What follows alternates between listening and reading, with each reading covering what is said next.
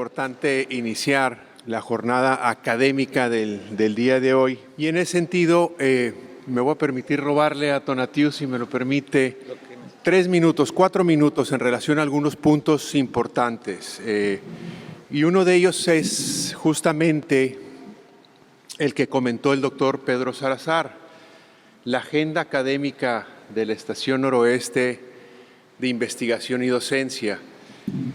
No ha parado desde que justamente inició el proyecto, iniciativa del doctor Pedro Salazar. En ese sentido, tenemos cerca de 70 eventos entre seminarios, congresos, con muchas instituciones que justamente Pedro comentaba en nuestra visita a la estación, no solo con una relación muy especial con las universidades del sur de Estados Unidos, sino también con universidades de España y otros lugares sumamente relevantes que han estado muy interesados justamente en esta agenda de la Estación Noroeste de Investigación y Docencia. Entonces, prácticamente estamos hablando de 10 eventos cada año, ¿no?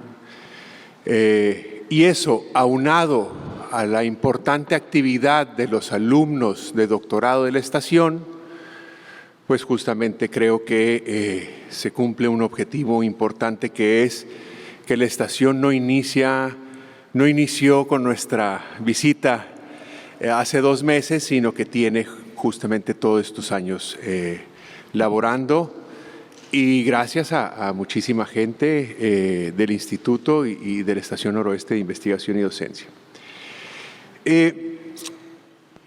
A mí me gustaría comentarles algo que considero es relevante, que es cómo se discutió el plan de trabajo de la Estación Noroeste de Investigación y Docencia. Es muy representativo para mí, y es un trabajo que me encargó el doctor Pedro Salazar, en el sentido de redactar los objetivos, tanto generales como específicos de la estación. Permítanme de una vez leerles el objetivo general de la Estación Noroeste de Investigación y Docencia. Dice: el objetivo de la Estación Noroeste de Investigación y Docencia del Instituto de Investigaciones Jurídicas del UNAM es investigar los problemas jurídicos y de la realidad social que se presentan en las dinámicas fronterizas, desde un enfoque jurídico plural y con una sólida metodología de investigación. Asimismo, en la estación se formarán investigadores y se impartirá docencia en las diversas disciplinas del derecho y propiciará la actualización de los conocimientos jurídicos y multidisciplinarios. Lo anterior con el propósito de atender los problemas nacionales y difundir la cultura jurídica. ¿Por qué lo menciono? Porque el llegar a este objetivo no fue fácil. Llevamos a cabo 10 sesiones de trabajo. Sí. 10 sesiones de trabajo que iniciaron en enero y febrero del 2017. En esas sesiones de trabajo participó, por ejemplo, Francisco Ibarra, en ese momento era el secretario académico del instituto, Susana Dávalos como jefa del posgrado en Derecho, Mauricio Padrón Inamorato, Luciana Gandini, Elisa Ortega, Juan Javier del Granado, Edith Cuautle, también nos ayudó muchísimo en estas discusiones, Francisco Chan, que es ahora doctorando del instituto, Margarita Palomino, Tere Ambrosio llevaba justamente la redacción de los acuerdos tomados. Y este objetivo y este documento para mí es muy representativo y muy importante, porque justamente integró un equipo que viene de diferentes perspectivas y enfoques metodológicos en torno a la investigación jurídica. Entonces, repito, las discusiones fueron muy intensas, muy intensas, pero creo que se logró un documento que ahora vemos representa justamente un punto importante en relación a en dónde está la estación y a dónde quiere llegar la estación en relación a sus investigaciones. Entonces, en ese sentido, agradecer también a la gente que participó en estas sesiones de trabajo. Se presentó ante la comunidad del instituto y ahí también se generó una discusión importante y después fue aprobado en el Consejo Interno y reitero, creo que muestra un ejemplo de cómo diferentes investigadores con diferentes enfoques metodológicos podemos en algún momento dado llegar a un punto de partida interesante justamente para atender los problemas de la Universidad Nacional Autónoma de México y los problemas jurídicos y de la realidad social. En ese sentido, quería reiterarles este objetivo de la estación. Y por último, Tonatiuh, antes de dar la palabra a lo más importante del día de hoy, agradecer y reconocer la labor del director, de Pedro Salazar, en esta tarea y en esta encomienda de la Estación Noroeste de Investigación y Docencia. Él lo comentaba cuando nos presentó los avances del edificio, que hubo diferentes iniciativas a lo largo de la vida del instituto, ¿sí? Con diferentes directores y en diferentes sedes, varios intentos acá en el norte y en Baja California. Y yo lo que siempre le he dicho a Pedro es, por algo no se concretaron esos proyectos. No es una tarea fácil y uno se encuentra, como lo sabe muy bien Pedro, como lo sabe muy bien María Marván ahora, como lo sabe también la licenciada Trujillo, se encuentra con una resistencia no solo de parte de donde venimos, de la UNAM, sino también aquí en términos locales, y entonces hay que hacer un trabajo muy importante en ese sentido y un trabajo de socializar a qué venimos aquí a Baja California, que es prácticamente a eso, a contribuir a la cultura jurídica regional y nacional, incluso internacional. Pero no es fácil. Y en ese sentido me gustaría reconocer de manera importante y pública la labor de Pedro, que no ha cesado y que por algo tenemos el edificio que tenemos ahí en el fraccionamiento El Soler y por algo podemos nosotros ya estar palpando lo que viene a ser la Estación Noroeste de Investigación y Docencia. Así que muchísimas gracias, Pedro, por todo tu empeño y tu aliento para que tu equipo de trabajo siguiera adelante a pesar de los obstáculos con los cuales nos hemos enfrentado. Así que un reconocimiento muy importante y desde mi punto de vista muy merecido por este éxito y estos eventos académicos que estamos celebrando aquí en Tijuana. Sin más, vamos a lo importante de la tarde, que es la ponencia del doctor Tonatiuh Guillén López. Él es doctor en Ciencias Sociales con especialidad en Sociología por el Colegio de México. Fue presidente del Colegio de la Frontera Norte entre 2007 y 2017. Sus temas de investigación abordan migración internacional, política regional, modernización de los gobiernos locales, federalismo y desarrollo. Fue comisionado del Instituto Nacional de Migración entre diciembre de 2018 y junio de 2019.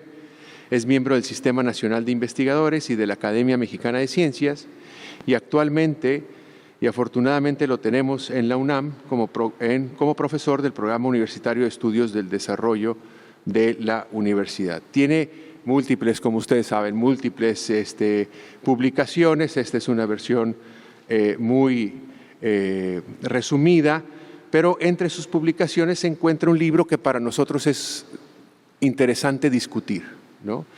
Que lo hemos circulado entre la comunidad, Tonatiuh, y tenemos mucho interés en escucharte. Y el título del libro es México, Nación Transterritorial, el desafío del siglo XXI, editado justamente por el PUET y por la UNAM en 2021. Y sobre eso nos vas a hablar, Tonatiuh,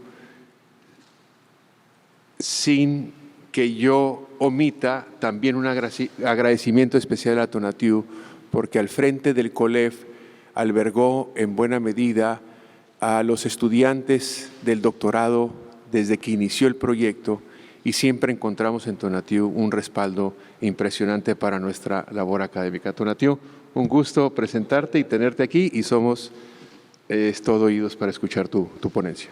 Muchas gracias. Bueno, sí. Muy buenas tardes. Saludos a todas y todos. Estoy muy contento de que me hayan invitado a esta conversación, a esta plática. Primero, reitero la felicitación al Instituto por la Estación Noroeste. Ya es una realidad más que palpable, muy impresionante lo que ya está y sobre todo lo que va a ser. Eso es fantástica la iniciativa y la felicito nuevamente. Gracias, Juan, por la presentación. Felicitaciones, Pedro, por el esfuerzo extraordinario. Y felicitaciones al Instituto, porque realmente va a ser pues una herramienta de investigación y docencia, como está planteado, de primerísimo nivel. Entonces, con el mayor entusiasmo, y me acuerdo, cierto, que empezamos la idea con Pedro con una conversación muy sencilla. ¿Qué te parecería? Yo dije, pues genial.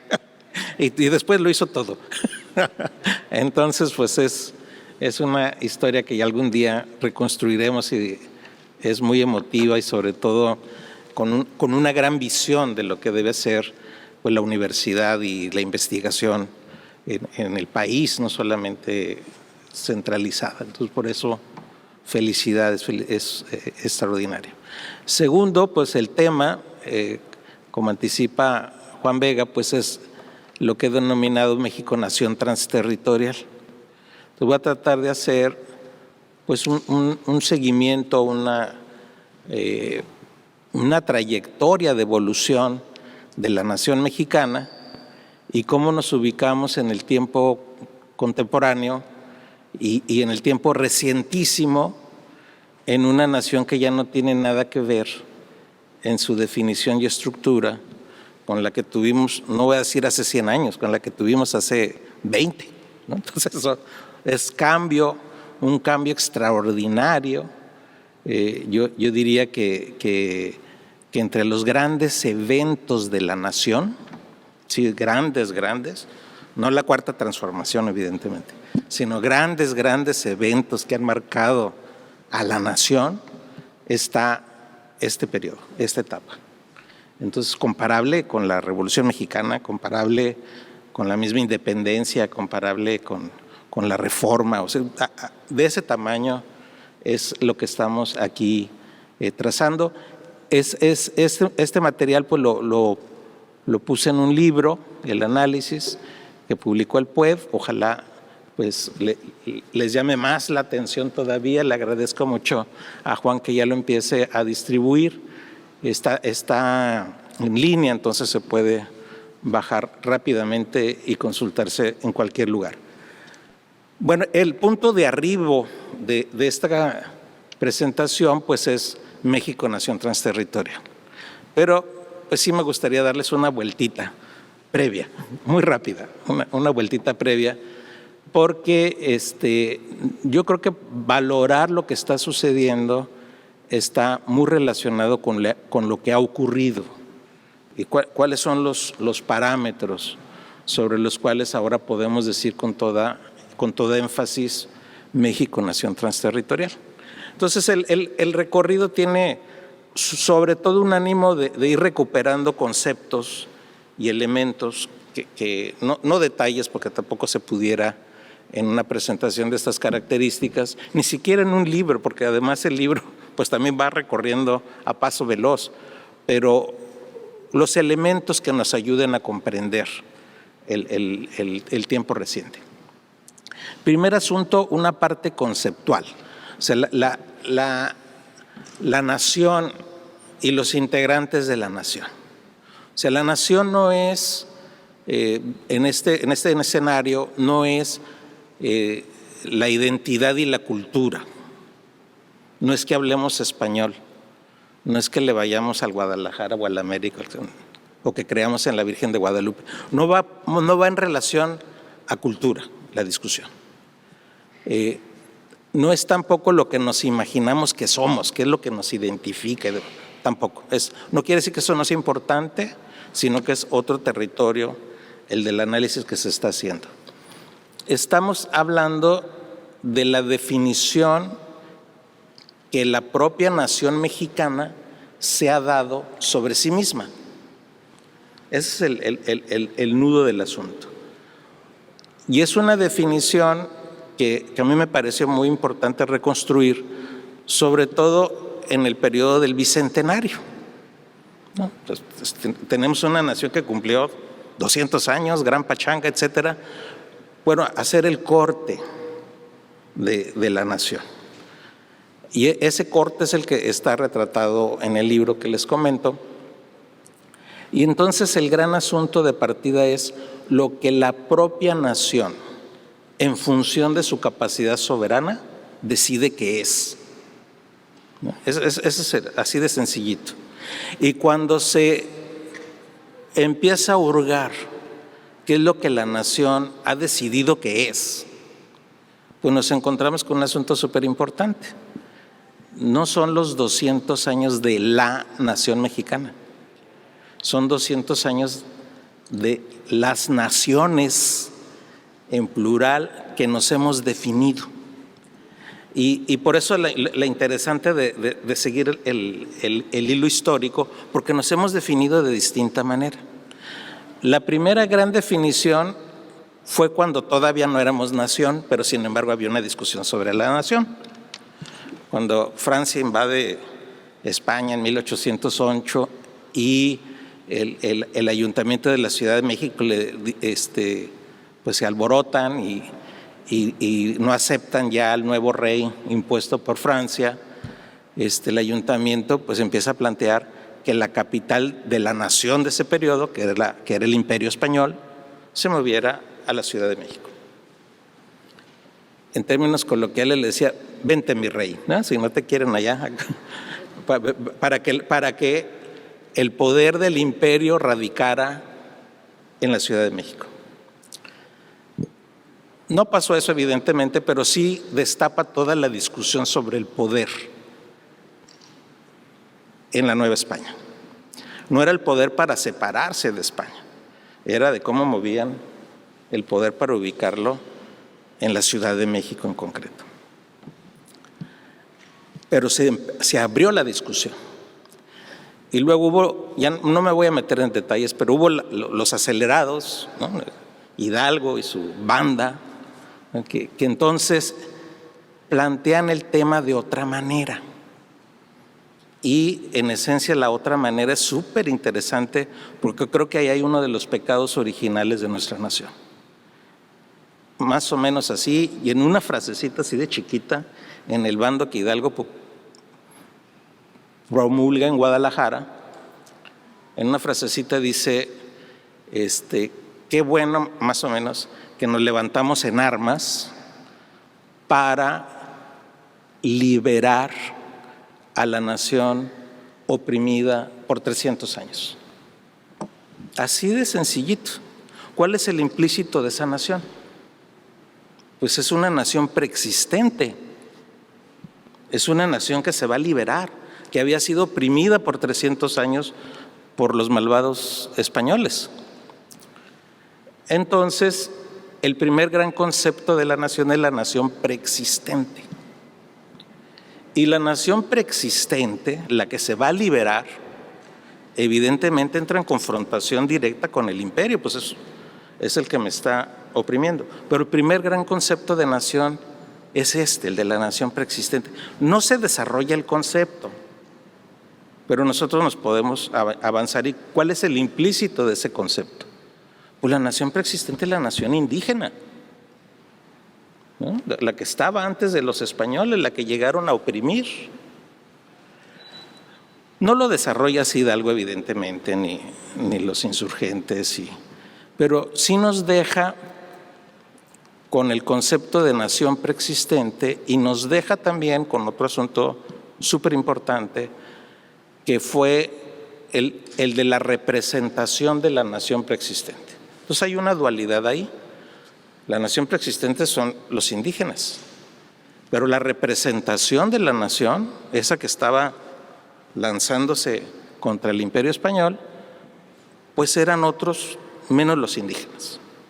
Ahí hay el primer gran segmentación de exclusión política, de reconocimiento de esencia, pero de exclusión política de ese momento de nación.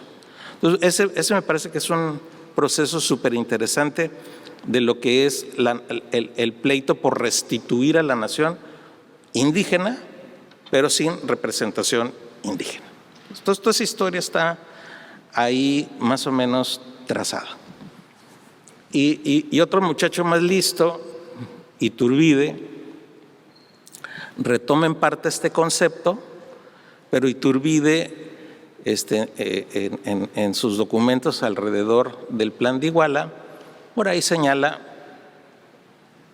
pues todos somos americanos, todos, los españoles, los indígenas, los criollos, estamos unidos, todos planitos, todos estamos unidos. Y acuerda con esta estructura plana, uniforme, la independencia, pero la plantea no como confrontación de la nación oprimida, la plantea como una pacífica secesión, como el padre que ve separarse a sus hijos. Dice, la Nueva España fue gobernada por la más magnánima, célebre y fantástica nación del planeta, que era el Imperio Español. Pero pues ya estuvo, ya crecimos como los padres. Y acuérdense que la independencia también no plantea rupturas radicales, porque el acta de independencia y los acuerdos también estaban invitando al rey español. Pero el joven Iturbide puso una frasecita chiquita, o si no llegara otro emperador. Y pues resultó él, ¿no? Pero bueno. Pero el concepto aquí es la nación de la secesión, la que se separa.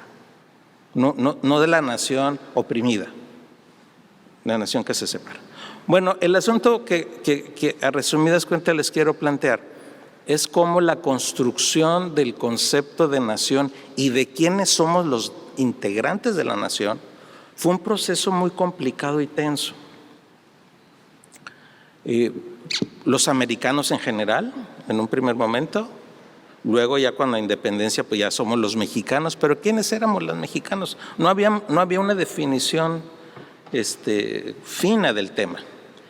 Fue una construcción política progresiva de quiénes somos o éramos en ese momento los mexicanos. Y hay definiciones súper interesantes porque, a ver, van a ser mexicanos quienes cumplan por lo menos 3 requisitos. La fe católica,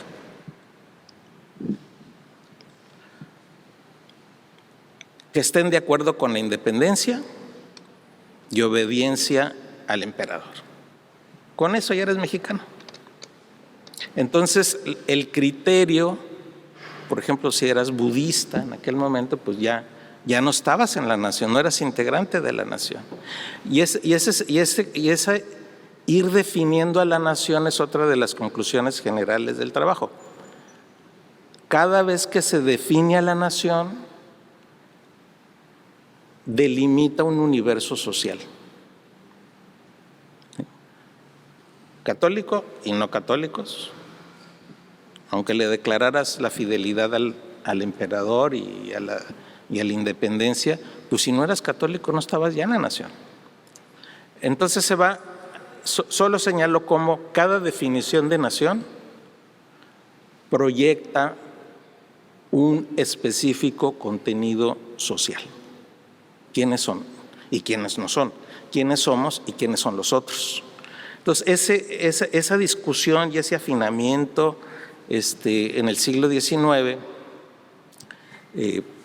pues con las broncotas políticas que traíamos, no termina de afinarse por 50 años. Hay algunos intentos súper interesantes en el 38, hay otro más o menos ya más amarradito en la Constitución del 57, pero el asunto central es esta relación entre el concepto y una estructura social. una proyección, como si fuera un foco, ¿no? Una lámpara, hasta aquí nada más, y los demás ya no forman parte. Y se construyen dos asuntos muy, muy potentes que nos van a marcar todavía hasta la Constitución del 17, que es la herencia de sangre masculina. O sea, quien traía a la patria en las venas eran los hombres, no las mujeres, ¿no? Hijos de padre mexicano, literal. El maltrato a la mujer desde la perspectiva de la Constitución y de la nacionalidad es toda una vertiente interesantísima. Yo invitaría a que hicieran un seguimiento de esta evolución desde la perspectiva de la relación mujer y nacionalidad, incluso sus hijos. Es una historia de maltrato impresionante. Entonces tenemos una mujer sin ser titular de derechos de nacionalidad. De fondo no. Ejemplo muy clásico. Si la mujer mexicana se casara con extranjero, en automático, sin decir aguabá, asumía la nacionalidad del esposo. Y por ahí de manera muy magnánima, y si enviudara, pues puede recuperar la mexicana. A ese nivel, ¿no? A ese nivel. Olvídense del voto y demás. Si tuviera un hijo en el extranjero, pues quién sabe si sea mexicano, ¿no? Había toda una discusión, pero si era de padre mexicano por nacimiento, pues no hay bronca.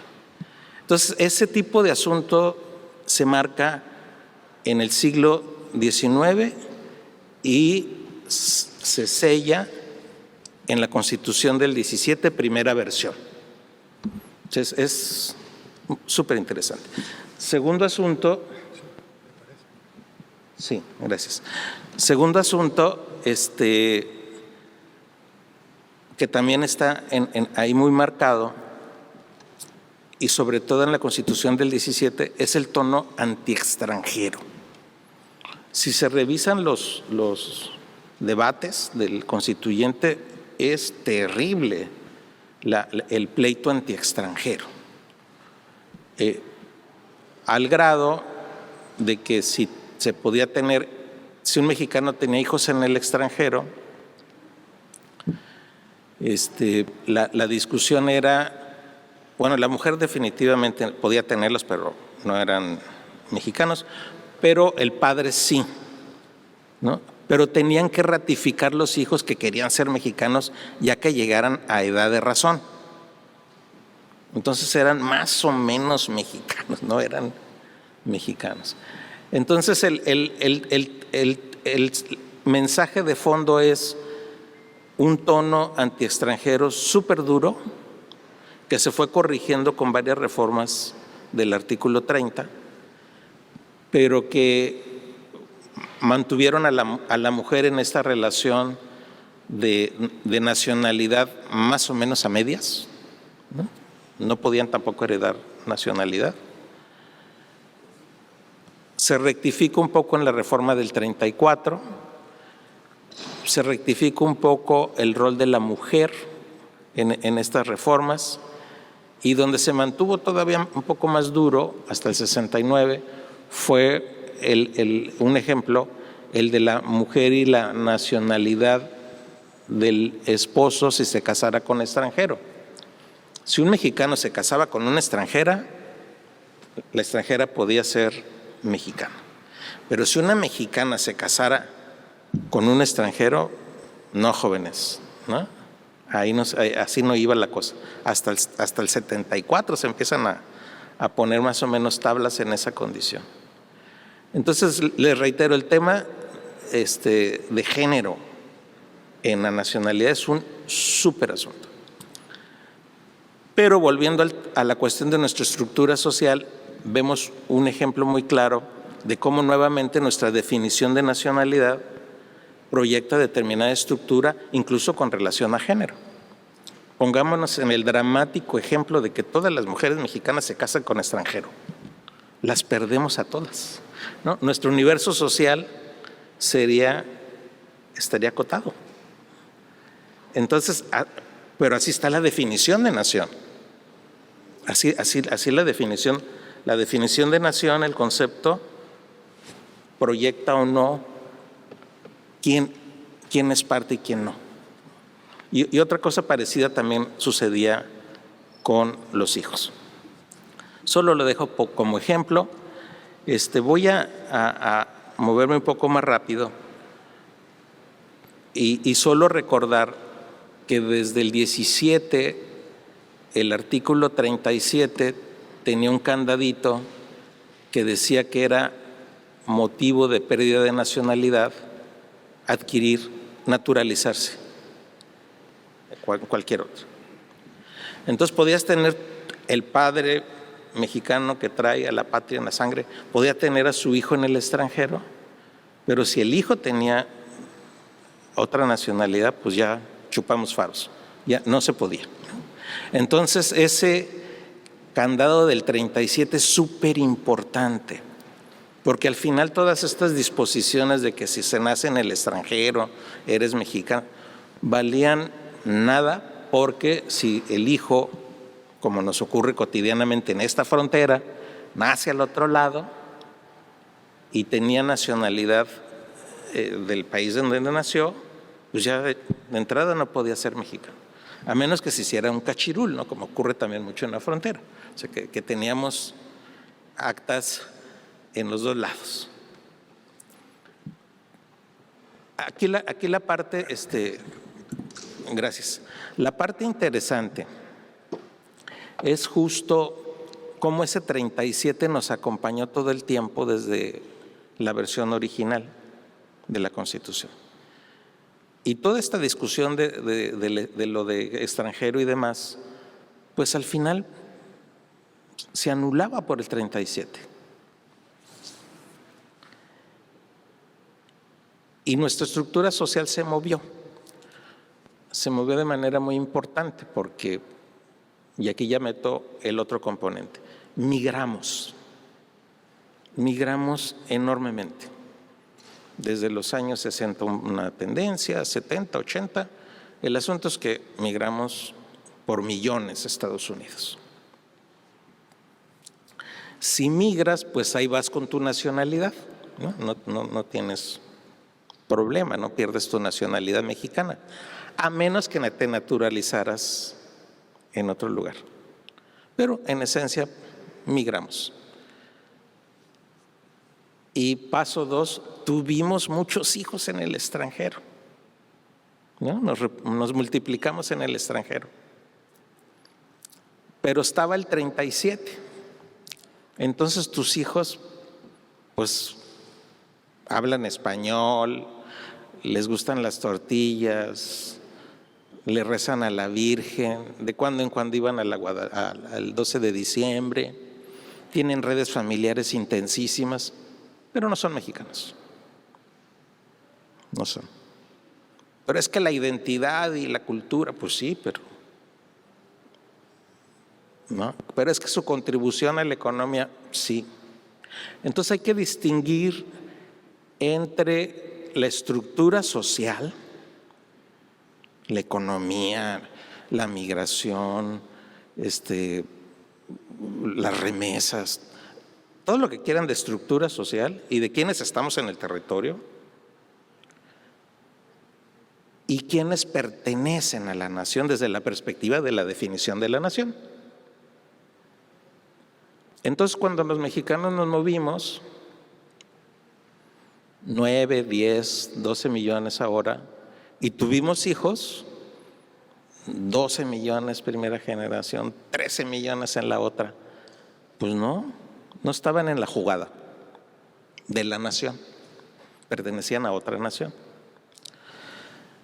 Y aquí es donde viene el primer gran importante paso que da la Constitución para abrazar un poquito a esos hijos, las reformas del 97.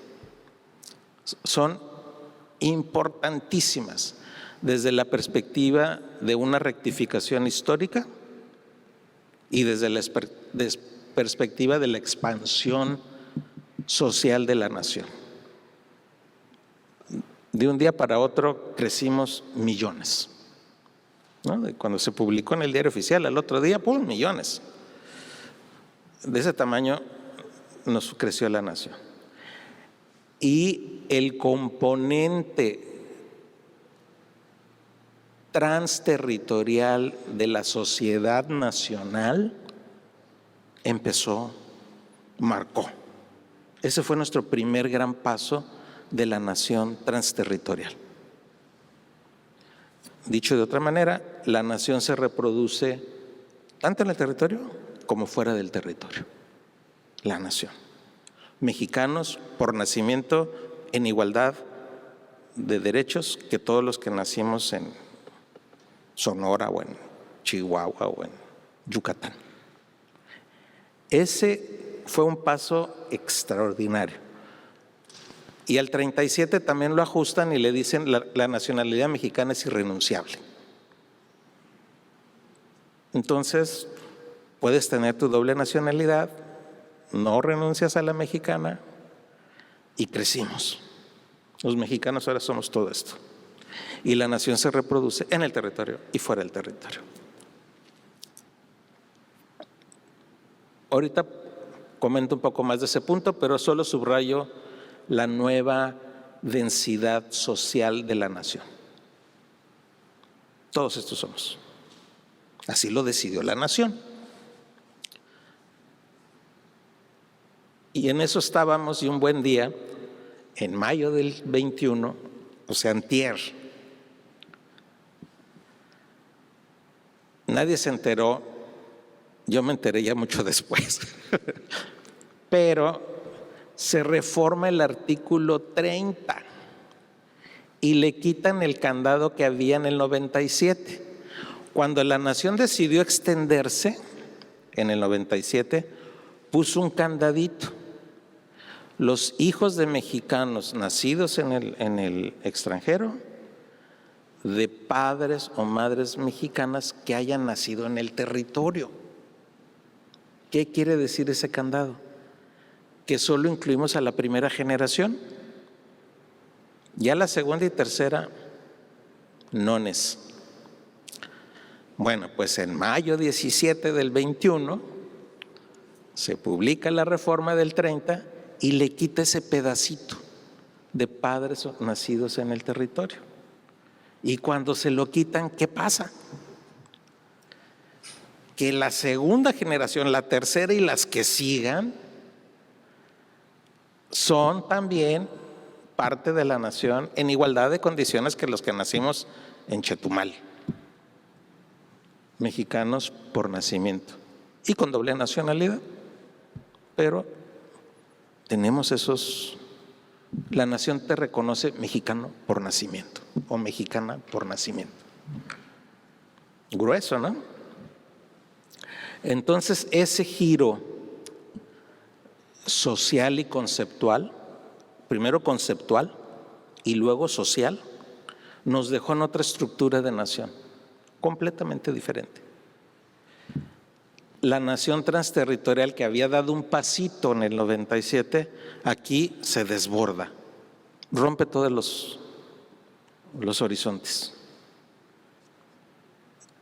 Y segundo asunto, ¿y ahora qué diablos hacemos? Porque ya somos chorrocientos, ¿sí? Ahorita les doy los números. Pero la redefinición del concepto de nación a través de la redefinición de la nacionalidad y las condiciones de nacionalidad nos desbordaron.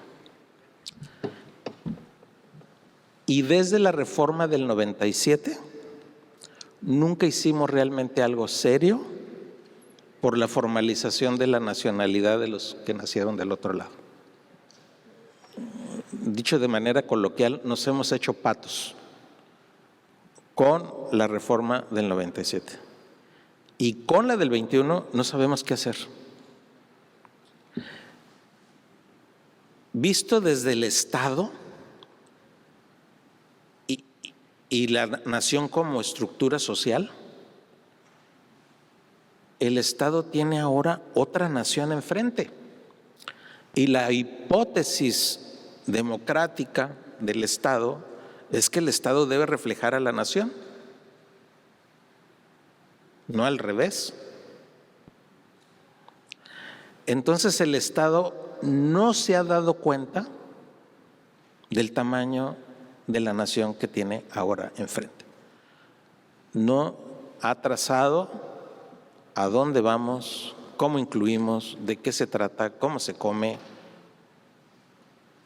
Apenas estamos. Bueno, les voy a contar otra cosa todavía más grave.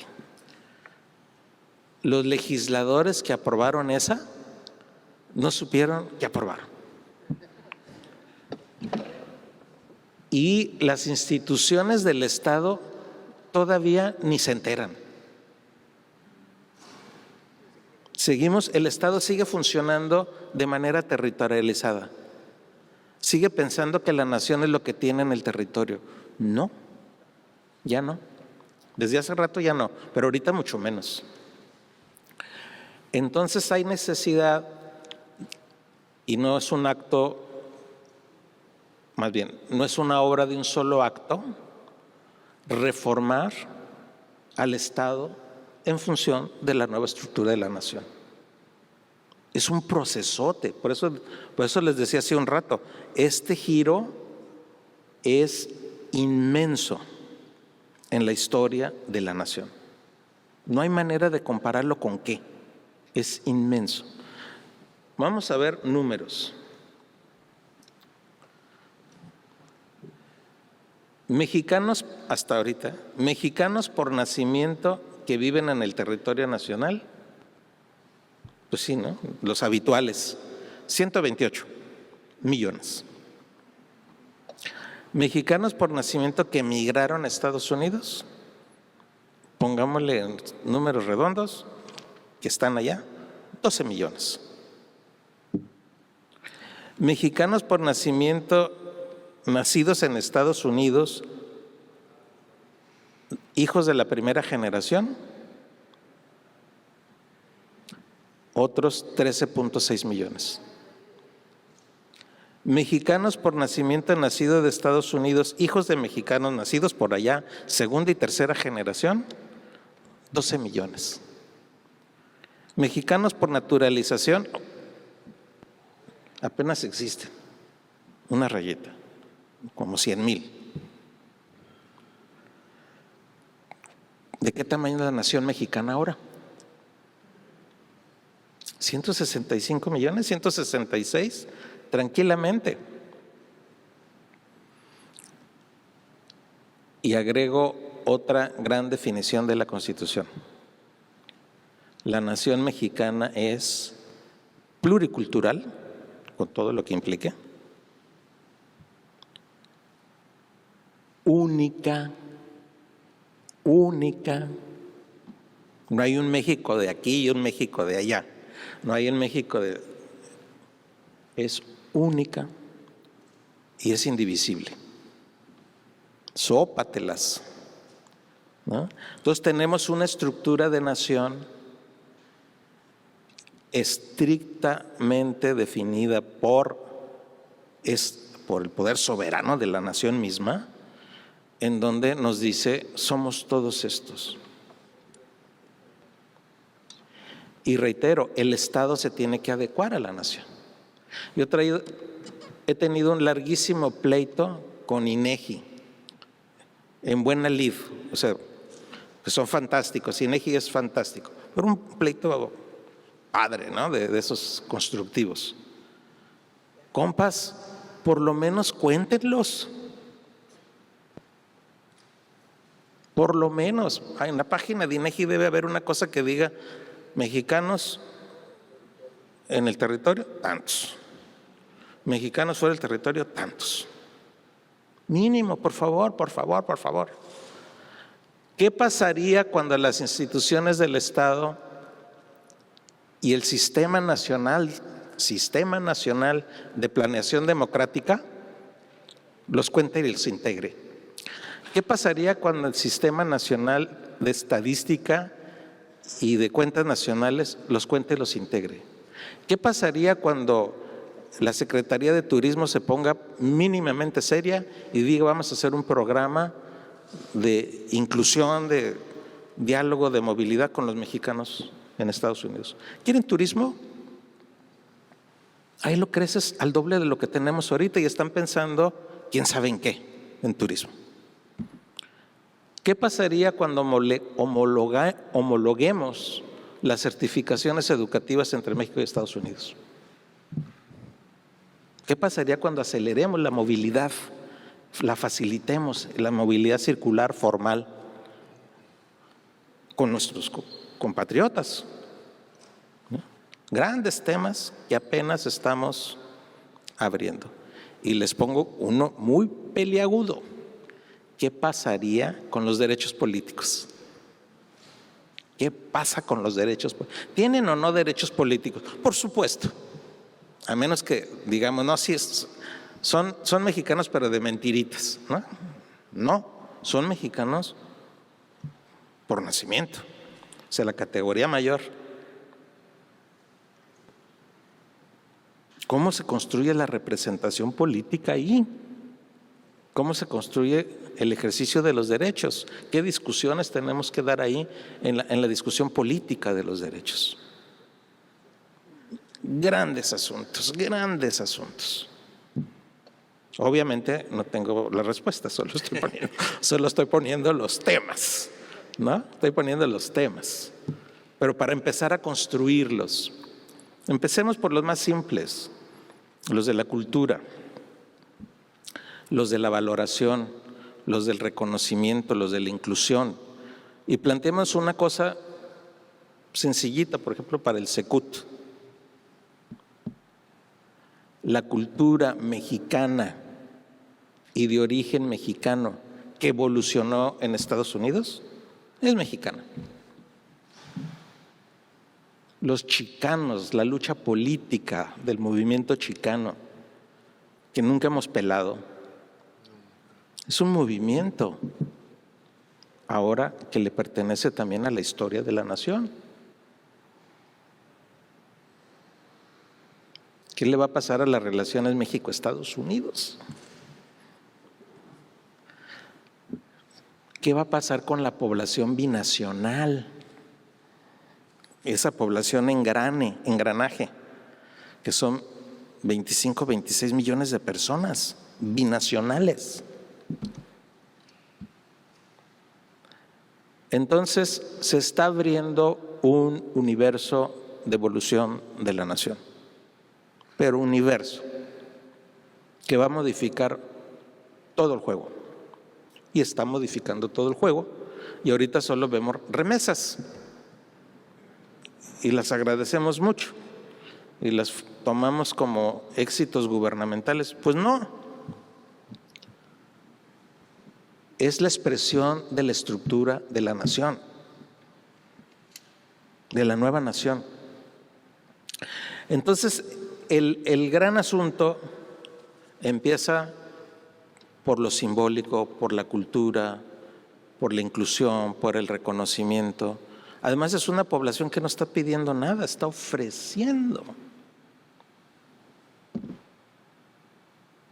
Es de una generosidad extraordinaria, pero extraordinaria. Y a lo mejor la gran compensación, por llamarle de esa manera, es expresar respeto, valoración, inclusión, sentido de unidad nacional. Entonces, esos son los temas que están detrás de la nación transterritorial. Y reitero, no son chiquitos, son gigantescos, gigantescos.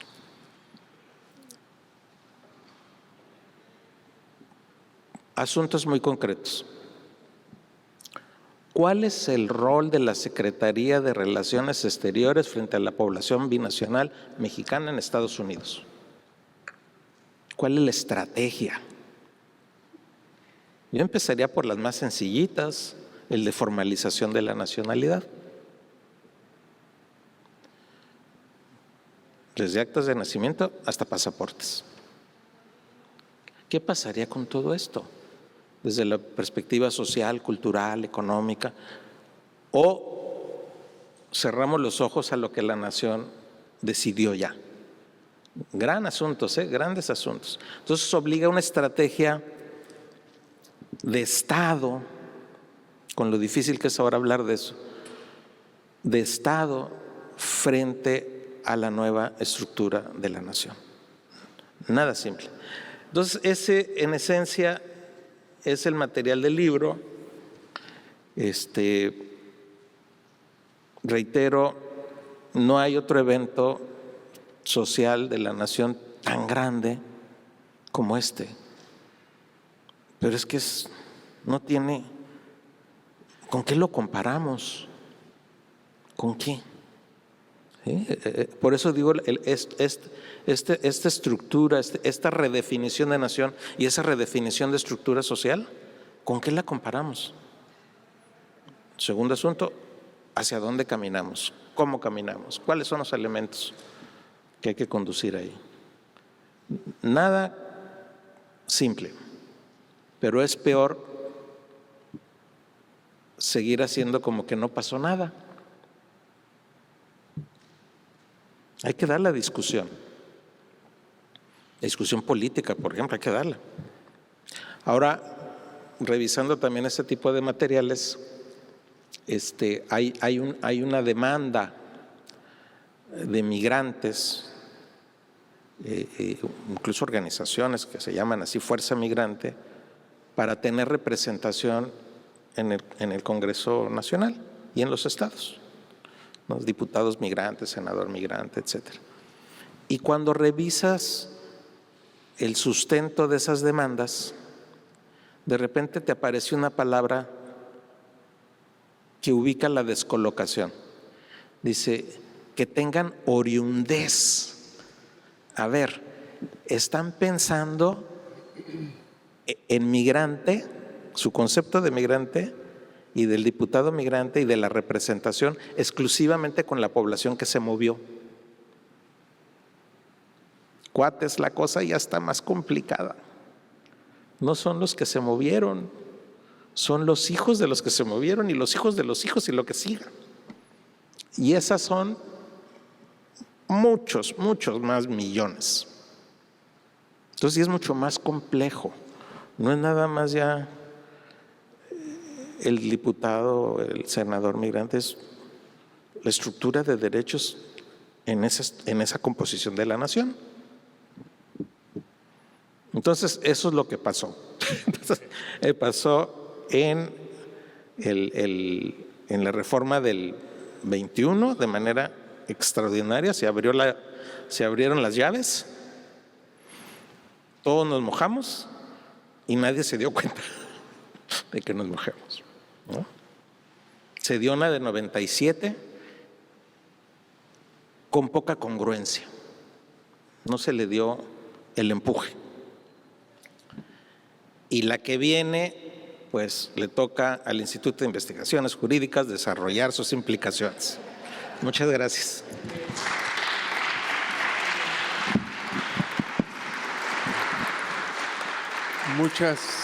Muchas gracias a Tonatiuh por esta presentación. Fui un poco injusto con Tonatiuh porque le acoté el espacio, porque creo que debemos, soy muy celoso de la discusión que se pueda generar y en ese sentido me gustaría abrirlo a algunas preguntas o comentarios por parte de nuestros colegas y en ese sentido creo que también a eso viene Tonatiuh, un poco a retroalimentar las propuestas de su libro. Tengo entonces al doctor Becerra, a la doctora María El Pilar, al doctor Rabasa, y ahí atrás a Isidro y a Jaime Cárdenas. Esa primera ronda. Y a Chisca.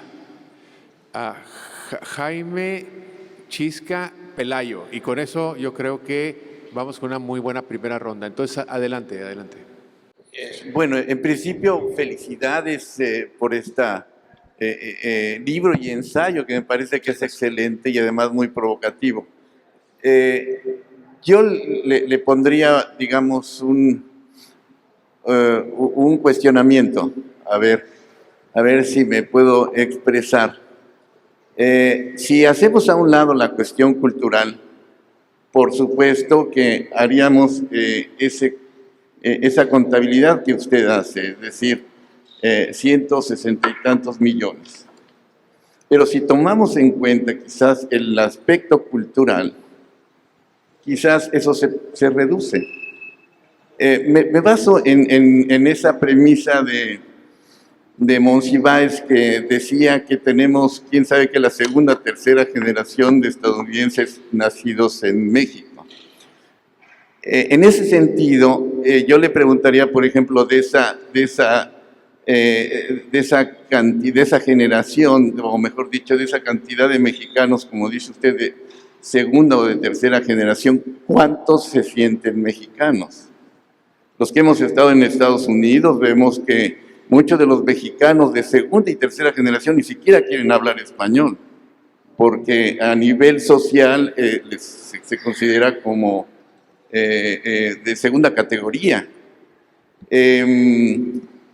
Entonces yo le cuestionaría esa parte. Muy bien. Lo otro es esta reforma del 97. Yo recuerdo que en esa reforma invitaron a Estados Unidos a discutir la reforma mexicana, porque los estadounidenses pensaban que México trataba de recuperar su territorio por medio de la reforma. Y no sucedió absolutamente nada. Estoy de acuerdo con usted de que necesitamos hacer una política de Estado en materia de nacionalidad, pero yo cuestionaría eso. En principio, ¿qué tanto se consideran como mexicanos? ¿Qué tanto les interesan mexicanos?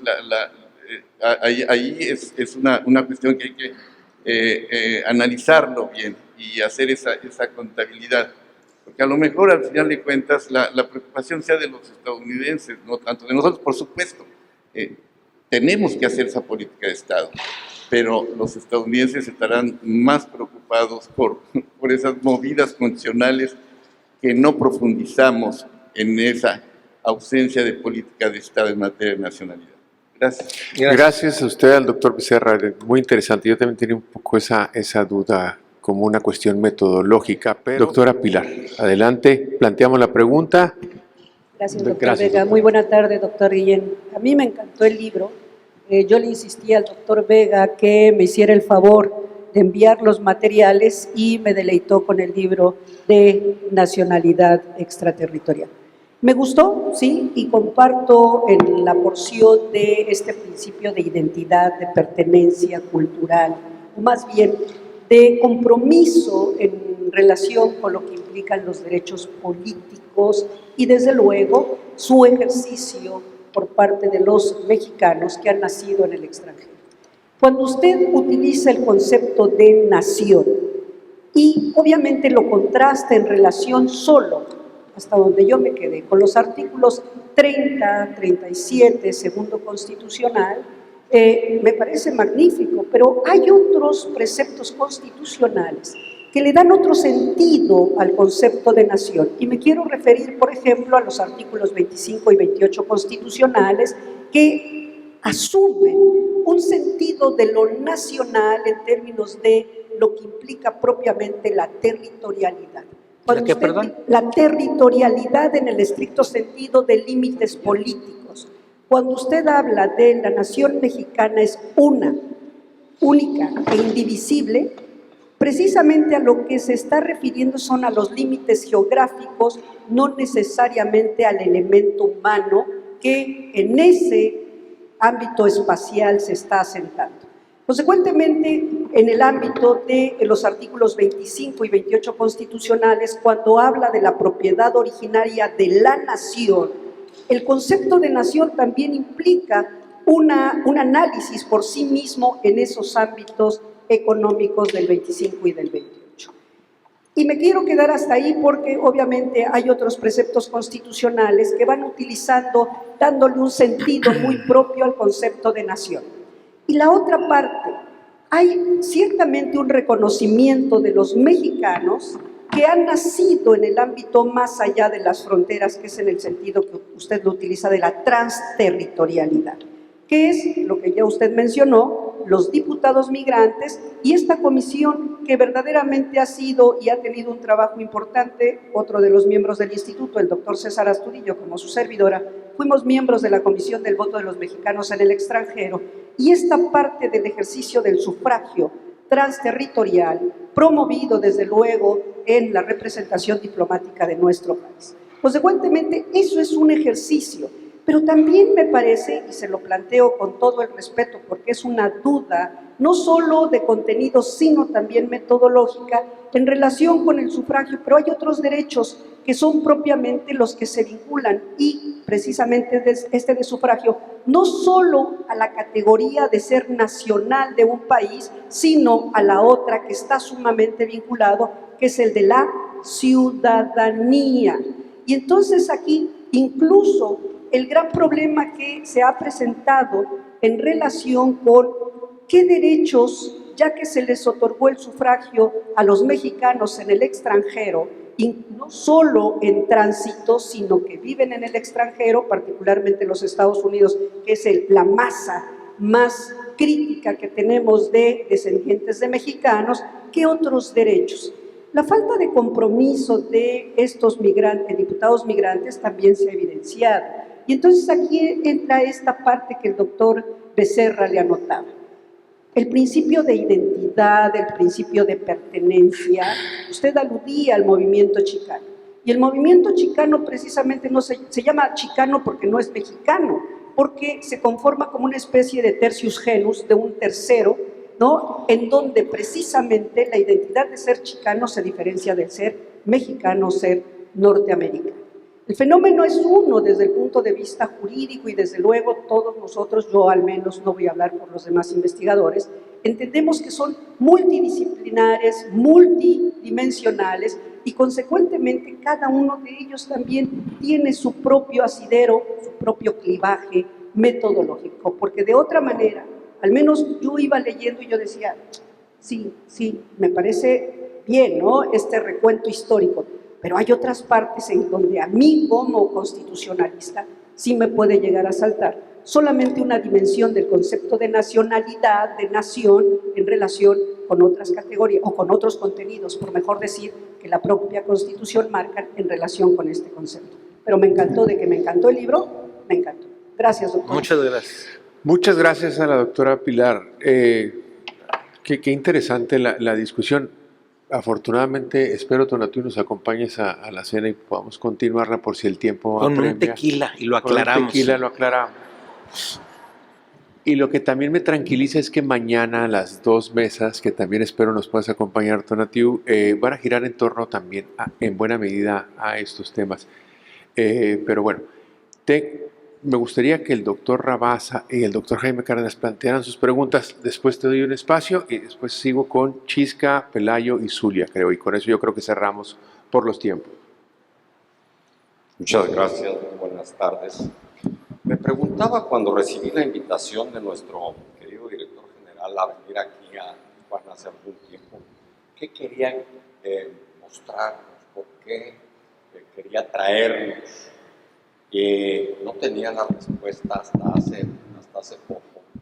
Es más, hace 2 días cuando me comunico con mi directa amiga María y le digo, oye María, no tengo el material de la visita. Y me lo hace llegar de inmediato. Y entra mi secretaria y me dice, ¿quiere que se lo imprima? Le dije, sí, por favor, para ayudarme. Son como 150 páginas. ¿Cómo que 150 páginas? Dice, pues es un libro. No, pues claro que no. Lo voy a leer en la computadora. Y así empecé a leerlo ayer en la tarde y me metí en él y me cautivó de tal manera que lo avancé casi como hasta las 2 de la mañana de hoy, porque tenía que tomar un vuelo y levantarme a las 5 y luego todavía en el vuelo otras 3 horas. ¿Por qué me cautivó este libro? Y yo creo que es importante conocerlo porque se explica mucho mejor esta visita al centro que acabamos de estar hoy en la mañana. Destaco 3 cosas rápidamente, porque son muchas las que subrayé en su libro. En primer lugar, me llama la atención que un sociólogo, fundamentalmente sociólogo, ¿verdad? Porque dijo Pedro, destacara como criterio central de la base de la nacionalidad no la cultura, no la religión, no lo social, sino el concepto jurídico de la Constitución. Dije, qué barbaridad. Un no jurista le da en el blanco y señala cuál es el fundamento de la nacionalidad, concepto jurídico. Y no cita a Hans Kelsen, que es el jurista que elaboró sobre esto y que demostró que la unidad del Estado, no obstante la diversidad de la territorialidad o de la vida del pueblo en distintos territorios, era el mismo gracias al orden jurídico.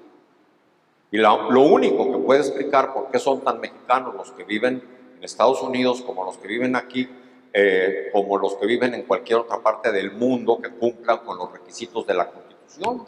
Así es. Como también para el territorio, porque es el mismo territorio de los Estados Unidos, Alaska, que está al norte de Canadá, y toda la parte de los Estados Unidos, porque el orden jurídico así lo dice. Pues no dejó de sorprenderme que un no jurista, un sociólogo, no sé si conozca usted a Kelsen, pero sí, claro. Me imaginé que sí, pero sí, no claro. lo tiene citado en su bibliografía, le diera ese fundamento a la nacionalidad. Y con ello, por supuesto, la explicación de la trascendencia de las reformas de 1997 y del 2021, que nada más de un plumazo y en unos cuantos años aumentaron a tal magnitud la nacionalidad de la población mexicana, que ahora nada menos que la tercera parte del total, cuando que estábamos acostumbrados a que aquí habían, pues, unos cuantos millones, no, son 30 y tantos, y esa es la tercera parte de los 120. Gracias por explicarlo. Lo segundo que me llamó la atención es en donde borda usted sobre la parte de la pluriculturalidad. Y me llamó la atención porque yo durante un tiempo fui el negociador de la paz en Chiapas cuando estaba álgido el conflicto con el EZLN, donde se presentó la iniciativa famosa que no pasó y luego ya pasó con Vicente Fox al artículo 2 y luego pasó al 4, donde dice que la nación es única, indivisible y pluricultural. Exacto. Pero entonces se pensaba pluriculturalidad en función de los pueblos indígenas, No, ya. de los pueblos y de las comunidades indígenas, no de los mexicanos que viven acá. Y usted le da ese significado que me parece importantísimo. Lo felicito sinceramente. Muchas gracias. La tercera, coincido completamente en la crítica que señala, con gran acierto, que si bien la nación se amplió, se ensanchó, una tercera parte con dos reformas, millones, el Estado no se ha ensanchado igualmente. No se ha dado cuenta. Se quedó estrecho y Sí. sigue estando estrecho.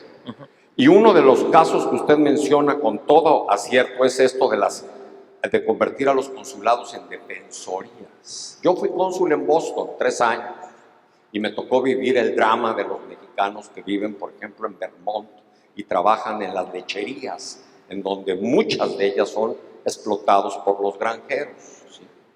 Y esta idea de defensoría me parece no solamente tan estrecha y minúscula frente a lo que usted señala y con lo cual coincido que debieran ser un engranaje con los mexicanos que viven aquí. Por lo tanto, lo felicito. Desde luego que también se ve en el aspecto de la representatividad. Nada más en el caso indígena, suponiendo que fuera el 10% de la población total, población indígena, debería de tener el 10% de representantes en el Congreso, es decir, 50 diputados y alrededor de 12 senadores. ¿Cuántos diputados y senadores indígenas auténticos hay actualmente? Ya no digamos migrantes. Ahí hay un déficit muy grande. Por lo tanto, doctor, su libro, su concepto, su desarrollo de la nación transterritorial cambió profundamente el concepto que tenía de esta binacionalidad. Y le repito, fui cónsul 3 años y lo pude entender. Muchas gracias. Un gusto, muchas gracias. Gracias al doctor Rabasa.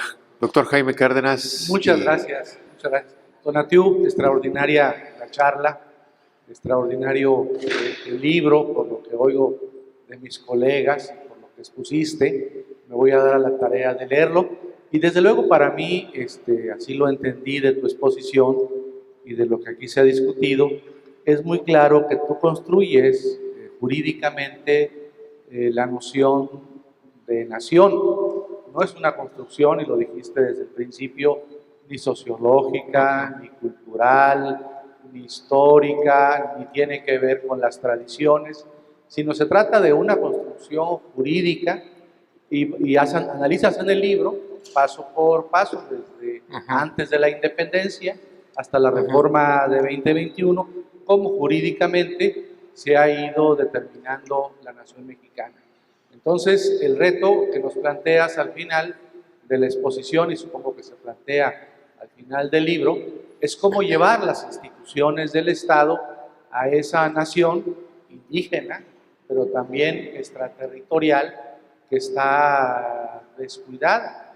Es decir, hay un compromiso de las instituciones del Estado de garantizarle a esa población el derecho a la salud, el derecho a la educación, el derecho a la alimentación, en fin, los derechos políticos, la representación adecuada.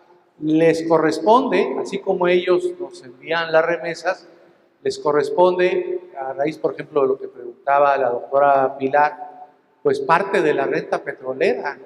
Porque el artículo 27 de la Constitución dice que esos recursos del subsuelo son explotados por la nación en beneficio de la nación. Entonces, a ellos les correspondería una parte muy importante de la renta petrolera, entre otras, ¿no? Entre otros beneficios que se prevén en la Constitución.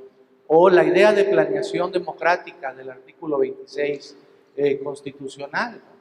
El derecho que tienen de participar en esos procesos de planeación política, democrática, de los programas sociales que derivan del artículo 26 de la Constitución.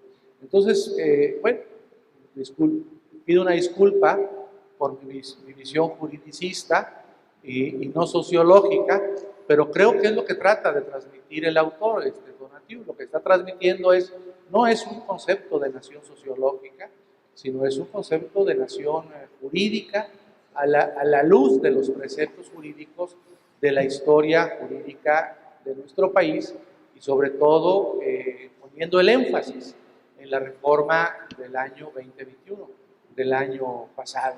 Y la ausencia de respuesta del Estado o del gobierno a el crecimiento de esa nación, una nación desatendida, olvidada, marginada, excluida.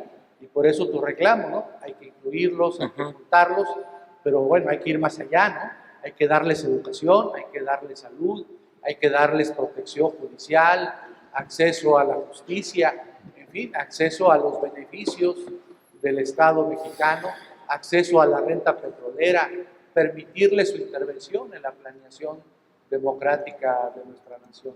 O sea, el libro requiere una segunda parte. Igual ya estás en esa segunda parte. Ya les toca a ustedes. La pregunta de, no se dieron cuenta, ¿no? De por qué pusieron eso, por qué hicieron esa reforma en el 2021. Yo no tengo la expertise para hacer una investigación de este tipo, pero a mí me suena, por lo que he visto que pasa en otros países, que seguramente no pensaban en nada de lo que usted les invita, ¿no? Y ahora Jaime Cárdenas, ¿no? Desplegando estas grandes preguntas de cuáles son las implicaciones. Yo creo que los políticos sí se dieron cuenta y lo hicieron para tener muchísimos más votos que potencialmente manipular en el país de la cual yo era nacional anteriormente. Los tribunales han condenado a los políticos por manipular, por fletar aviones a Argentina y demás, y digamos, manipular el voto externo justo de ese electorado que ahora va a ser real. Y quizá, no lo sé, para pedir más dinero público, ¿no? Al INE, en el sentido que ahora van a poder tener más votos. Yo diría, pero no lo sé, pero eso es como lo que yo pensaba cuando leía, que esa era la motivación estrecha por la cual ellos pusieron eso en la Constitución, pero estoy muy de acuerdo con usted de que entonces ahora le podemos sacar punta para más cosas. Y el segundo punto es en la línea de lo que ya le han dicho. O sea, es una apuesta metodológica muy singular definir la nación desde lo jurídico, Pero si eso es lo que estamos haciendo y no nos centramos en nacionalidad, sino en nación, se hace como difícil no incluir, no pensar que hay que incluir entonces no solamente el artículo 2 con muchísima más visibilidad, sino también las particularidades de ciudadanía, que podemos distinguir nacionalidad de ciudadanía, pero estamos pensando en la nación. Entonces, yo creo que sí que hay que ver lo que dice el texto mexicano sobre las personas privadas de libertad, que está fuera de cualquier estándar de derechos humanos internacional, porque se les quitan los derechos políticos a las personas ni siquiera condenadas, bajo. O lo que se dice, por ejemplo, de mexicanos naturalizados, ¿sí? Que uno podría decir son cuestiones de ciudadanía, pero al final, si lo que vamos a construir es qué idea se desprende de nación desde lo jurídico, se hace difícil no incluirlo. Al igual que las cuestiones de territorio que otros decían, ¿no? Pero todas esas otras cosas de sujetos tan singulares y que están con sus letras en la Constitución. Gracias, Chisca. Gracias. Sí, ahí hay un tema muy interesante, Tonatiuh. Yo digo que sobre todo si la solución a tus problemas que tanto te preocupan, por ejemplo, la cuestión de la representación, de nuevo te llevan al elemento no necesariamente jurídico del concepto, sino de una cuestión de identidad y demás, que creo que en buena medida la pregunta es si metodológicamente puedes separarlo como lo quieres separar, ¿no? Pero bueno, yo no voy a meter mi cuchara, aunque ya lo hice un poco. Muchas felicidades, doctor Guillén. Yo creo que esto que nos ha comentado y lo que nos expresa en su libro se podría tal vez resumir en dos periodos grandes, ¿no? Un periodo de cerrazón absoluta que se da casi como consecuencia de cómo se forma la nación mexicana, con guerras, invasiones. Las naciones que más admiramos son las que nos invaden, nos quitan territorio, nos tratan de colonizar, en el caso de los franceses. Y en algún punto, pues, para bien o para mal, sacamos a los franceses en una guerra de guerrillas porque los iba a invadir el Kaiser, se va el ejército francés, mandamos a Maximiliano el Cerro de las Campanas, y ahí empezamos a formar una nación mexicana que básicamente se funda en la desconfianza y la exclusión de los otros y de las otras. Una nacionalidad muy cerrada, que todavía se refleja pues en la realidad misma de la exclusión de mujeres, de grupos indígenas, incluso de mexicanos que viven en el extranjero. Y luego iniciamos una época de apertura en donde tal vez el punto importante es que se logra el voto de los mexicanos en el extranjero y la doble nacionalidad para los mexicanos que viven en los Estados Unidos. Y a partir de ahí es un proceso de apertura gradual, sociológicamente, económicamente, pero que sigue siendo un proceso de apertura incompleto, porque al final de cuentas vemos todavía que hay muchas personas excluidas, muchos grupos excluidos, hay pueblos y comunidades indígenas en donde no tienen acceso o no han querido, por ejemplo, tener una credencial de lector. Y también eso me lleva a reflexionar sobre lo que usted comentaba de las mujeres, cómo la lucha de las mujeres pues ha alcanzado una igualdad formal en las leyes, pero no una igualdad real. Y tal vez esa lucha feminista termine por cambiar sociológicamente la composición de la nación, como sí ha sucedido, por ejemplo, en otros países de larga lucha feminista como en Alemania, ¿no? Pero aquí la cosa es más complicada porque también el sistema se cerró en el patriarcado, se cerró en la nacionalidad, y tal vez ir rompiendo esas cerrazones, esos candados, sea lo que tendríamos que ir haciendo como sociedad. Muchas gracias. Gracias. Pues, en principio, pues, la felicitación para el doctor Guillén, y igualmente, y antes que nada, para Pedro por habernos invitado y estar aquí presentes y escucharlo con este tema que efectivamente ha trastocado algunos de los conceptos que hemos venido manejando. Casi no se escucha, Isidro. Propias. Uno de ellos es el de transicionalidad, el de la transicionalidad del Estado. ¿Lo escuchas? Gracias. Entonces, el punto aquí que me llevo como uno de los que va a modificar mucho la concepción que vengo trabajando es el de la transición, la transterritorialidad de la nación, que justamente es uno de los conceptos que haría falta para completar el proceso de redimensionamiento del Estado. A través de los procesos de integración se han hecho modificaciones a los ejercicios del poder en las regiones, pero justamente esta parte de creación de arriba hacia abajo viene modificada por este nuevo tema que aborda en su libro de la nación transterritorial, y creo que es algo que retomo con mucho gusto y me felicito por haber estado acá. Obviamente felicito, como le dije a Pedro y a Juan, por habernos invitado, porque la pregunta que me llevo, y obviamente sin resolver, es qué pasa con el Estado cuando el concepto de nación se transforma por razones de transterritorialidad. Y ese es el punto en que me quedo. Muchas gracias. ¿Qué tal? Muy buenas tardes. Doctor Guillén, muchas felicidades por el texto. Ya lo hemos estado trabajando con Roxana y la verdad es que la discusión da para varios meses, ¿no? Y apenas estamos empezando.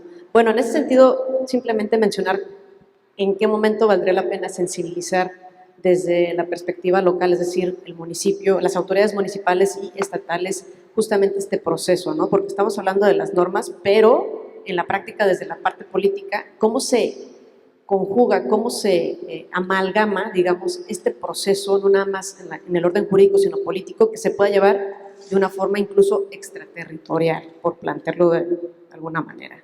Muchas gracias, doctor. Gracias, Zulia. Doctora Marván. Gracias, Rosa. Yo tengo una pregunta, Conatio, muchísimas gracias. Ya habíamos comentado sobre el libro. Tengo una pregunta hasta boba. ¿Quién promovió la reforma y has tenido acceso al tipo de discusión que hubo? Parece que no hubo ninguna discusión. Entonces, sí, para poder saber si Chisca tiene razón, ¿quién la promovió? Más concreta no podía ser. Muy concreta, y así Ya. van a ser las Muy respuestas de Tonatiuh. Voy a intentar recorrer difícil, las preguntas y dar respuestas, pero definitivamente todas son muy importantes y muy valiosas y ameritan algunas precisiones, seguramente porque no están en esta exposición, pero les invitaría a darle una rascada al texto y ahí pueden, pues tal vez no resolver dudas, pero a lo mejor se amplían y se hacen más divertidas. Bueno, es cierto que estamos hablando de pan entre panaderos y panaderas. Entonces, y mi texto y el análisis que hice, sí efectivamente tiene un acento jurídico y político y social. Están conectados.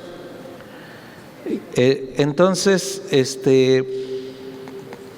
hay que leerlo desde esas tres perspectivas al mismo tiempo.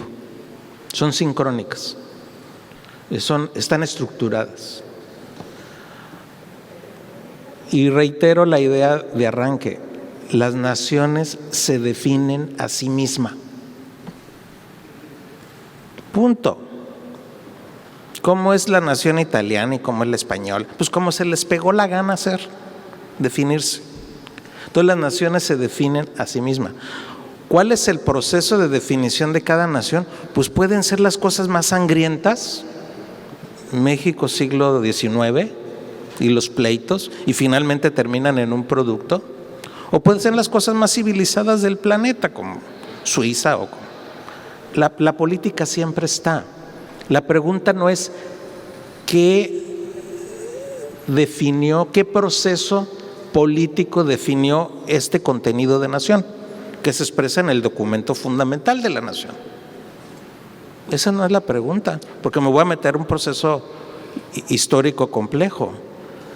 Es cuál es ese producto, cuál es esa definición de nación.